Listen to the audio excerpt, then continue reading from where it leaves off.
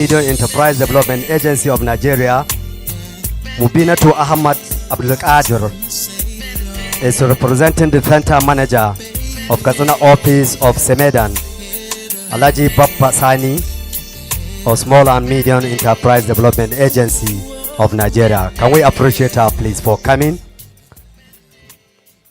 Let me also welcome in our midst representative of the managing director of Kemco, in the person of Japaru Wada Moashi. You are welcome to this event. You are highly welcome. Let me also welcome the managing director of Crisbal Global Services Limited, Engineer Bala Musa. He's also here with us. I want to welcome you most sincerely to this event. Represented by Malam Soda Yusuf. You are welcome. And Mr. Jacob Peter. And let me also introduce in our midst the MD of MB Dragon Fertilizer and chairman of Limestone Producers, Colin Producers in Kankara local government, Katsina State, Nigeria. The chairman is no other person than Alhaji Idris Isa. Dalla ataba mashi dalla Alhaji Idris shine mai kamfanin MB Dragon Fertilizer. Shahararren kamfanin nan da ke yin fertilizer mai suna MB Dragon Fertilizer, kuma shugaban kungiyar masu samar da wasa-wasar yin taki ta ƙasa a jihar Katsina kuma a Kankara. Alhaji Idris Isa, muna ma barka da zuwa. Like I said, other personalities and dignitaries that are coming that have not been mentioned their names and welcome. I can still have those names and officially recognize and welcome, please. So we are going to continue with the presentation as line up in our own program. At this juncture, let me invite for the third presentation Ibrahim Ali of Golden Fertilizer Limited, Kaduna. Please, can we see you, please? Ibrahim Ali, please, can you rise? Please, a round of applause for him. I have seen him when he is putting his product outside where the pavilion has been erected for an exhibition. It's an excellent fertilizer. I have tested it. Golden fertilizer is golden. You are welcome, Alhaji Ibrahim Ali, all the way from Kaduna. You are welcome. So let me invite the third presenter, titled Enhancing Fertilizer Efficiency Through Value Addition, Maclay, Colin, Dolomite, and other nutrients. Professor I.Y. Tanko from the Department of Geology and Mining of Nasarawa State University. Please, a bigger round of applause, please.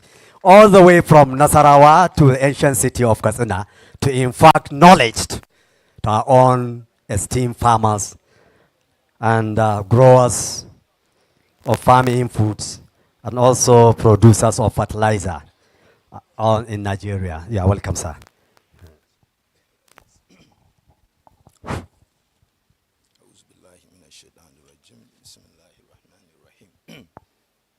What's the time still, sir? Is it still?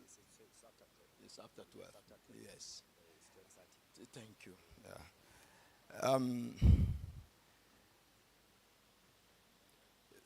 I stand on existing protocols because I believe all other important protocols have been established. I want to stand on them so that we maintain and minimize time consuming.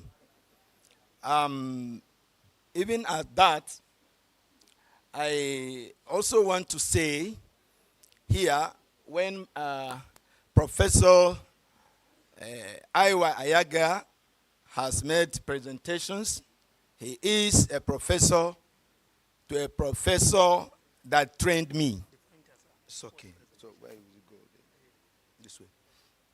So I find it a little difficult to say anything that has to do with fertilizer production without, him looking at me for the second time. However, this is more of academic, and we are trained. Let's do our best and see them clapping for us if we've done well, and or scourging us if we've not done well. I stand here representing my university because the invitation was also extended to my registrar, which he couldn't, attend, and asked me to wish the organizers of this program a success from the beginning to the end of this presentation. And I want to start right away. The topic is enhancing fertilizer efficiency through value addition of marl clay, kaolin, dolomite, and other nutrients. By way of my presentations, I have this as the presentation outline. And I will quickly, skip other things that have been said. It is wise to do that when especially much has been said on so many things that I'm going to say. However, I will manage to just mention them as I move on. I will be talking on the geological formations of the minerals of interest. I will also look at the current status of fertilizer industries in northern Nigeria. And I'll also look at the benefits of utilizing minerals as additives for the fertilizer production. And I will move to some few case studies of an advanced countries in this area. And then finally, I talk about the value chain and then sustainability plans. And I will conclude. By way of introduction, I said fertilizer has been defined here in different ways, and that there's no need telling us what fertilizer is. But then, we must know which of these additives that made a good fertilizer. Today, we know what the fertilizer is. The classifications have been made, organic and inorganic. I will dwell on the productions of the inorganic, because that's where the additives as fillers are very important. And that, thank God, I was part of the Nigerian Geological Survey Agency that mapped the whole of this country, Lot 8. And I think we have seen a lot, especially when it comes to these fillers in Katsina State. And that is a very good thing for us. However, it is pathetic. Even as we have all of this, we are not doing well. Why? We will now talk about that as well. Then I will want to start by telling us from this data, Fertilizer Producers and Suppliers Association of Nigeria, PEPSON, have given us some data. Over 85 producers and suppliers of fertilizers are from the northern part of this country. Yet, the demand is still not enough for our fertilizer market. What is the problem? What is happening? We will look at that as well. And then look at other nutrients that are as a result of these additives that will add value to our fertilizers.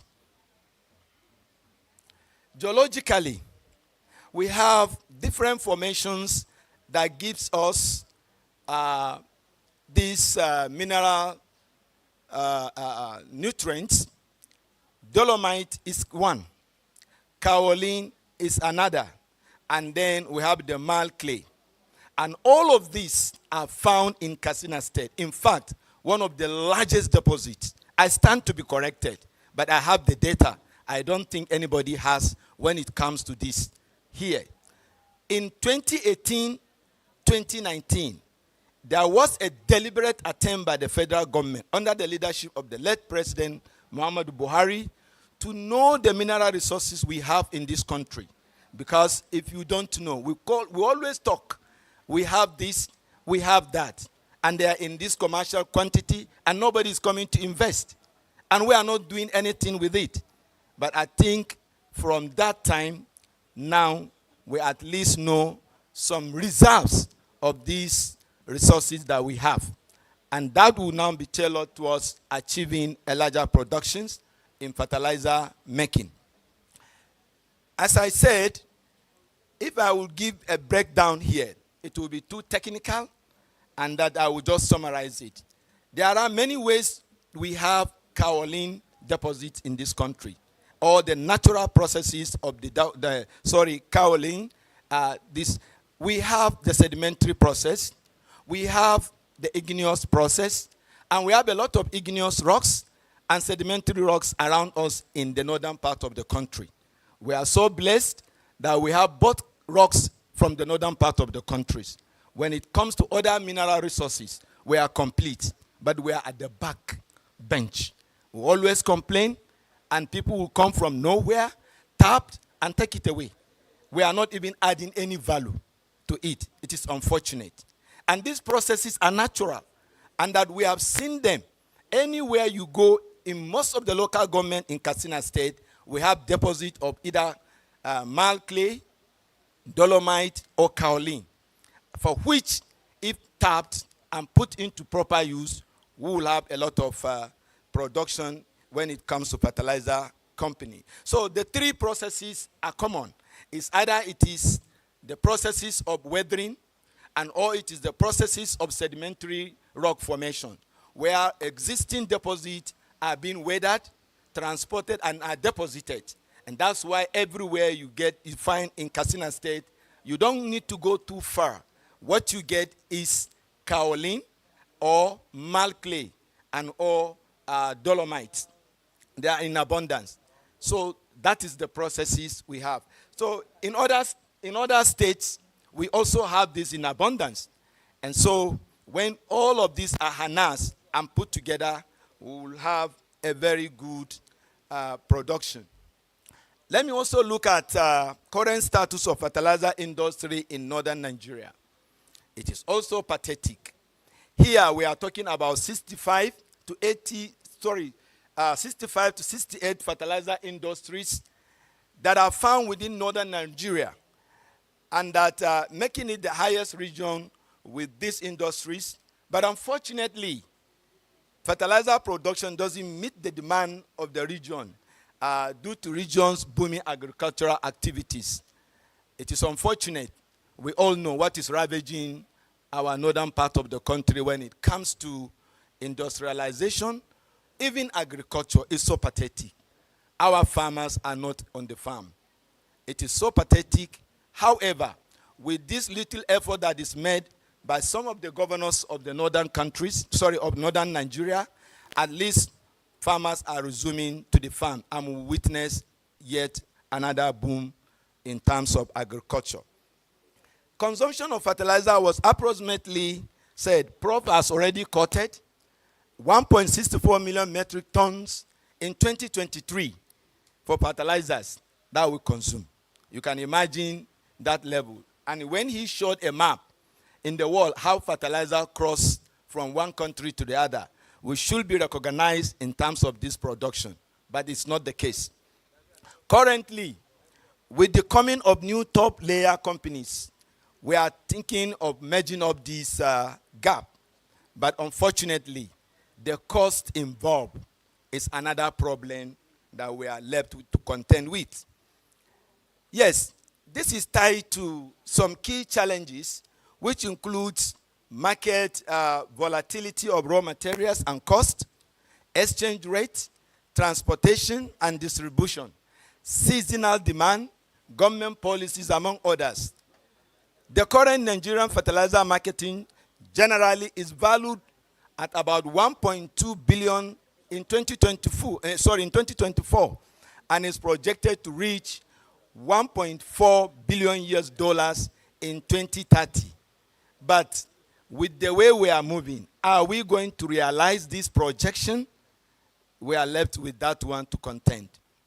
Therefore, with this opportunity, if the available raw materials in the northern part of this country, such as the marl clay, kaolin, and dolomite, is properly harnessed it will not only improve the agricultural potential and food security in the region, but also the region and country GDP will be impacted. Even as we do all of this, there are benefits, as many have said, that we stand to benefit from these additives, if at all they are properly harnessed and put to use. Some of these benefits are soil improvement, nutrient release, plant growth promotion, and safe environment. Many speakers have already talked about this, but I think it is good mentioning some of them. Scientifically, most of the soils we have up north and some parts of the north central, they are mostly acidic. Acidic because it's the nature of the rocks that they found them, the nature of the rocks and the soil in that area. Yes, we can use them. Most of these additives stand to neutralize this acidity, and then we can get them from these additives. Dolomite, kaolin, and malclay stand to produce all of this that is needed, and then we will have a very good production of fertilizer. A lot has also been said here. I want to skip them, and that safe environment. It is also good to talk about the safe environment.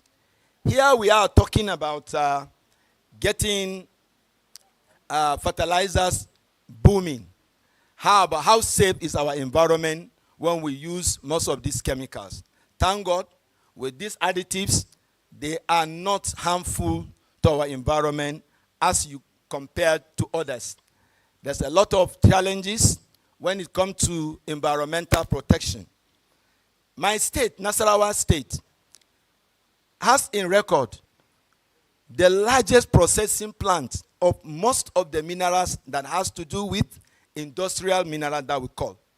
We have more than 7 processing plants as it stands today. Thank you. More than 7. And I think researches have also shown, personal though, the companies are there and they are doing well. But I tell you, over 75% of the raw material are being exported without us adding any value to it, without us gaining much from it. It is unfortunate.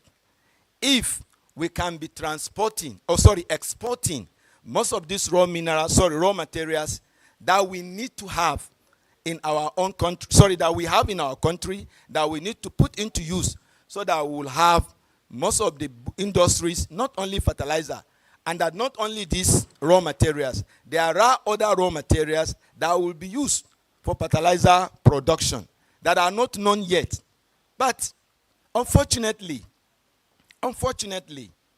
our government is not deliberate about this.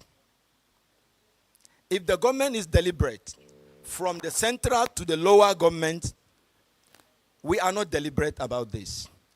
Raw material research councils, other agricultural institutes in the academia, no funding. That is the deliberate thing I'm talking about. There is not enough funding at all. No matter how you do it.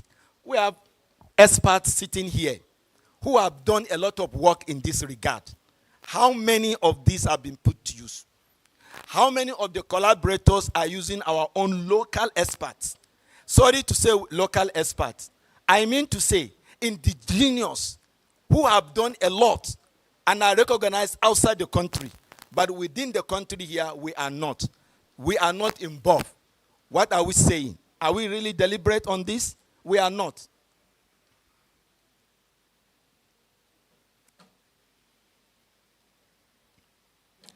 This also has been talked about, plant growth and promoting. We all know this dolomite or most of these clay minerals are good in this boosting of agricultural, plants. They help improve soil structure, quality, fertility, and reduce or neutralize acidity of these soils. I choose some few countries who have gone far in this business. One is Poland. I've been to Poland.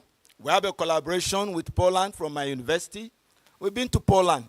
What I saw there, they have a reserve, just little reserve of dolomite. And what they are doing with that dolomite is so wonderful. Exporting what? Fertilizers to other African countries. Surprisingly, including Nigeria. We have 10 times that of Poland. And almost 20%, if you put together, are coming, 80% of that is coming from the northern part of this country. And then we are still importing fertilizer. What is wrong with us? What is wrong with us? So, India too is in that. And then, unfortunately, I look at those developed countries. When I come to Africa, I was in Burkina Faso and Ghana. I school in Ghana, and I know what is happening with their dolomites. And I think in Lagos, at a point, there was importation of fertilizer made from Ghana. Ghana. And look at Nigeria. Where do we have them? We have only some of these clay minerals in the southern part of Ghana. Only few. And yet, they developed their own fertilizer companies, related agricultural companies that has to do with this kind of mineral resources that we have. But looking backward to my country, I see us not doing well. I say we are not doing well, not that we are not doing something, but that if our government is deliberate in this, I think we stand to be recognized the world over. When I looked the map that Prof presented, I was shocked when I see where Nigeria is. And then academia are there, and nobody is giving them the fund. When I mean the fund, I don't mean that budgetary allocation to raw material research institute, to other agricultural research institute, and the academia to do research, whether we like it or not. My findings have shown that in Ghana, over 70% of agricultural budgetary allocation, 30% of it goes to the fertilizer producing companies. And there were a lot of support for them. But today, you look at our investors, when they come, they are interested on only the raw materials to go and produce the fertilizer outside the country and import them to our country. And we buy them gladly in the name of they are better than our own. What stops us from making our own better when we have the raw materials? It's so pathetic. So it is deliberate. Let the government official here take this message from the central to whatever, please. And the investors, let's work with our raw material institutes. Let's also work with our research institutes and the academia. Together, we'll achieve these targeted, expectations. Value chain and value addition of such minerals for fertilizer productions. I have said a lot, which will cover this. Unfortunately, I decided to present this, chart, which shows how we mine, how we crush, how we grind. At the end, we have our packaging. Unfortunately, what we have discovered in Nasarawa State, where we claim to have over seven processing plants, but it is only 2% of whatever that has been supplied that is being processed here. I tell you, we have a lot to go, and we have a long way to go for us to meet up that 2030 projections. If at all we are deliberate, fine, but I don't think we are. We are because the government is not ready. I'm saying the government is not ready, because if you look at this last year's budget allocation to agriculture, how much of it will go to fertilizer production? How much of it will go to research? So we are not serious as a country. But then the challenge is for us in the northern region. I challenge all of us. those investing in the agriculture, the academia, the research institute, to do our best and then improve on this trend so that we will have our minerals or raw materials that will go into the production of fertilizer properly, harnessed and used. In fact, we need to add this value. Data has shown that over 30% of what has been harnessed, over 30%, only 1% of it is processed from the northern part of this country. Only one. The rest or the bulk has been exported, and gladly doing that. I learned that Export Promotion Council is here. I presented a paper in one of their forum as well, challenging that. They aid in some instance in promoting this kind of allowing this mass exportation of our raw materials without adding any value to it, without bringing any value to it. And it's gladly done. Forecasting plans for the highlighted mineral for fertilizer production and sustainability. Here too, I want our government, investors, and stakeholders too to be deliberate about this. Deliberate in the sense that I have a little forecasting here from 2025 to 2040, if at all we are going there. One, we need to be deliberate. Even the existing companies or fertilizer blending companies around, we need to do much in terms of doing a modular processing techniques. Modular processing techniques. Even if Katsina State, as it is today, will establish mega production, a fertilizer production, industry, it will still face a lot of challenges when it is not well planned. Sustainability is always our problem. We intend to do a good work, establish a company, and the company after 2-3 years will collapse. What is happening? It's attitudinal. But then go to PPP, public-private partnership. They remain in system. What is wrong with that? Nothing except our attitudinal change. When we establish the company, we do not, largely I agree, yes, it's attitudinal, but some of them is due to what? Lack of planning. We don't plan. And when we fail to plan, we have already planned to fail, certainly. But then this projection, I think by the year 2040, Nigeria should feature in the map that Professor Awetoga presented, that we should be exporting to our neighboring countries, and we'll be competing in the global market. In conclusion, I want to say these additives or fillers in the production of fertilizers are not the only fillers. There are other fillers, but because we are not serious with R&D. If we are serious with R&D, we will not be talking about only dolomite, only cal clay, and kaolin. There are other additives that we need to investigate that will help us in boosting our agricultural products. Also, our GDP. We know that when we do that, it will create jobs for us. It will help us to improve our GDP as a country. Thank you, and God bless.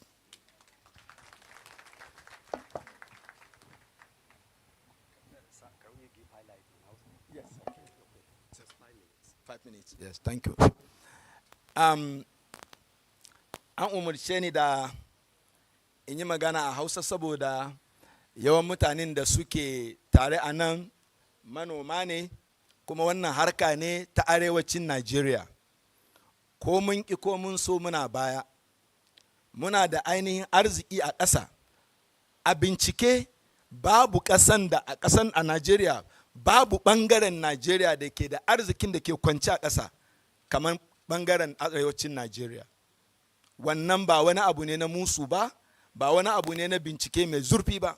Babu wani state a ƙasar Najeriya ta arewa da ba su da wasu ma'adinai. Amma abun takaici, musamman abun da aka san